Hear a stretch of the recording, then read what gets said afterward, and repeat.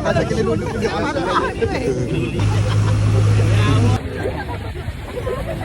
Dalam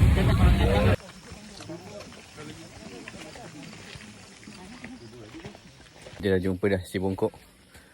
Ini dia.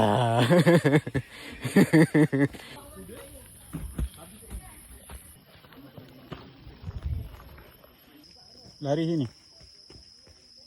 Ini mampu. Elok lutut.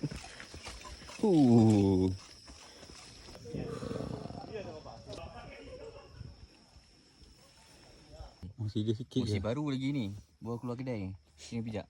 Acam banyak. Dah lapar gila ni.